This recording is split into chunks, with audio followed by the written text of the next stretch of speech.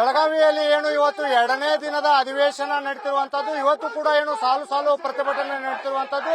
ನಾನು ಈಗ ಸದ್ಯ ದೃಶ್ಯಾವಳಿಗಳಲ್ಲಿ ತೋರಿಸುವಂತ ಪ್ರಯತ್ನ ಮಾಡ್ತೀನಿ. ಏನು ಗುತ್ತಿಗೆ ಹೊರಗುತ್ತಿಗೆ ನೌಕರರ ಕಾರ್ಮಿಕರಿಂದ ಬೃಹತ್ ಬೆಳಗಾವಿ ಚಲೋ ಎಂದು ನೂರಾರು ನೌಕರರು ಇವತ್ತು ಏನು ಪ್ರತಿಭಟನೆಯಲ್ಲಿ ಭಾಗಿಯಾಗಿರುವಂತದ್ದು ನೀವೀಗ ದೃಶ್ಯಾವಳಿಗಳಲ್ಲಿ ನೋಡ್ತಿರುವಂತದ್ದು. AIUTC ವತಿಯಿಂದ ಈಗಾಗಲೇ ಏನು ಪ್ರತಿಭಟನೆಗೆ ಮುಂದಾಗ್ತಿರುವಂತದ್ದು. ಹೊರಗುತ್ತಿಗೆ ಪದ್ಧತಿಯನ್ನ ರದ್ದು ಮಾಡಿ ಸಮಾನ ಕೆಲಸಕ್ಕೆ ಸಮಾನ ವೇತನವನ್ನ ಖಾತ್ರಿಪಡಿಸಿ ಕಾಯಂ ಮಾಡುವವರಿಗೂ ಒಳಗುತ್ತಿಗೆ ಅಥವಾ ಸಹಕಾರ ಸಂಘದ ಮೂಲಕ ಅದೇ ಹುದ್ದೆಗಳಿಗೆ ಮುಂದುವರಿಸಿ ಅಂತೇಳಿ ಈಗಾಗಲೇ ಏನು ನೂರಾರು ಕಾರ್ಮಿಕರು ಪ್ರತಿಭಟನೆ ಮಾಡ್ತಿರುವಂತದ್ದು. ಈ ವಿಚಾರವಾಗಿ ಮಾತನಾಡಲಿಕ್ಕೆ ನಮ್ಮ ಜೊತೆ ಕಾರ್ಮಿಕರಿದ್ದಾರೆ, ಅವ್ರನ್ನ ಮಾತಾಡೋಣ. ಸರ್, ಏನು ಪ್ರಮುಖವಾಗಿ ನಿಮ್ಮ ಬೇಡಿಕೆಗಳಿದಾವೆ ಅಂತ? ರಾಜ್ಯ ಸರ್ಕಾರದ 43 ಇಲಾಖೆಗಳಿದಾವೆ. ಆ ಎಲ್ಲ ಇಲಾಖೆಗಳು, ನಿಗಮ ಮಂಡಳಿಗಳು, ಯೂನಿವರ್ಸಿಟಿಗಳು ಮತ್ತು ಸ್ವಾಯತ್ತ ಸಂಸ್ಥೆಗಳಲ್ಲಿ ಸುಮಾರು 3,80,000 ಜನ ಗುತ್ತಿಗೆ ಹೊರಗುತ್ತಿಗೆ ನೌಕರರು ರಾಜ್ಯ ಸರ್ಕಾರದ ಇಲಾಖೆಯ ಆಧಾರ ಸ್ತಂಭಗಳಾಗಿ ಕಳೆದ 25-30 ವರ್ಷಗಳಿಂದ ಕೆಲಸ ಮಾಡ್ಕೊಂಡು ಬರ್ತಾ ಇದ್ದಾರೆ. ಎಲ್ಲಾ ರೀತಿಯಾದಂತಹ ಶೋಷಣೆ ರಾಜ್ಯ ಸರ್ಕಾರದ ಇಲಾಖೆನಲ್ಲೂ ಇದೆ.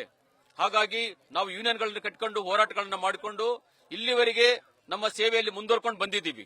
ಈಗ ರಾಜ್ಯ ಸರ್ಕಾರ ಆ ಒಂದು ಶೋಷಣೆಗೆ ಕೊನೆ ಹಾಕ್ತೀವಿ ಅಥವಾ ಏಜೆನ್ಸಿಗಳೇನಿದಾವೆ ಬೇರೆ ಬೇರೆ ಏಜೆನ್ಸಿಗಳ ಮೂಲಕ ನೇಮಕ ಆಗಿರತಕ್ಕಂತ ಕಾರ್ಮಿಕರನ್ನ ನಾವು ರಕ್ಷಣೆ ಮಾಡ್ತೀವಿ ಅನ್ನೋದಕ್ಕೋಸ್ಕರ ಎಲ್ಲ ಹೋರಾಟಗಳ ಒತ್ತಡದ ನಂತರ ಈಗ ರಾಜ್ಯ ಸರ್ಕಾರ ಕ್ಯಾಬಿನೆಟ್ನ ಉಪಸಮಿತಿಯನ್ನ ರಚನೆ ಮಾಡಿದ್ದಾರೆ.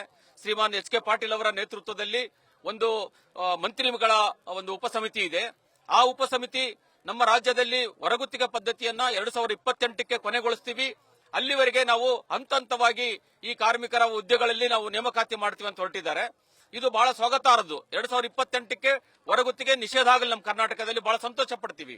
ಆದ್ರೆ ಈಗ ಇರತಕ್ಕಂತ ಹೊರಗುತ್ತಿಗೆ ನೌಕರರು ಯಾರಿದ್ದಾರೆ ಸುಮಾರು 3,80,000 ಜನ, ಇವರ ಸೇವಾ ಭದ್ರತೆಗೆ ಯಾವುದೇ ರೀತಿಯಾದಂತಹ ಧಕ್ಕೆ ಆಗದ ರೀತಿಯಲ್ಲಿ ಅವರು ಈಗ ನಿಯಮಗಳನ್ನು ರೂಪಿಸಬೇಕು.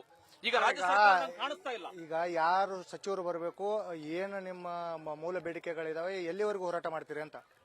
ಸೊ ಈಗ ನಾವು ಕೇಳಕ್ ಬಂದಿರೋದು ಅದನ್ನೇ. ಈಗ ಇಲ್ಲಿ ಅಧಿವೇಶನದಲ್ಲಿ ಒಂದು ಮಸೂದೆ ಮಂಡನೆ ಆಗೋದಿದೆ. ಆ ಮಸೂದೆನಲ್ಲಿ ನಮ್ಮ ಕಾರ್ಮಿಕರ ಯಾರು ಕೆಲಸದಿಂದ ತೆಗಿಲಿಕ್ಕೆ ಆಗ್ಲಾರ್ದಂತೆ ಅವರಿಗೆ ಸೇವಾ ಭದ್ರತೆ ಕೊಡೋ ರೀತಿಯಲ್ಲಿ ಅವರು ಮಸೂದೆ ಮಂಡನೆ ಆಗ್ಬೇಕನ್ನೋದು ನಮ್ಮ ಮುಖ್ಯವಾದಂತ ಬೇಡಿಕೆ. ಇವತ್ತು ನಾವು ಕೇಳಕ್ ಬಂದಿವಿ. ಯಾರೆಲ್ಲ ಏನೇನು ಕೆಲಸದಲ್ಲಿದ್ದಾರೆ ಈಗಾಗಲೇ ಕಳೆದ 20-25 ವರ್ಷಗಳಿಂದ ಅದೇ ಹುದ್ದೆಗಳಲ್ಲಿ ಅವರನ್ನ ಕಾಯಂಗೊಳಿಸಬೇಕನ್ನೋದು ನಮ್ಮ ಪ್ರಧಾನ ಬೇಡಿಕೆ.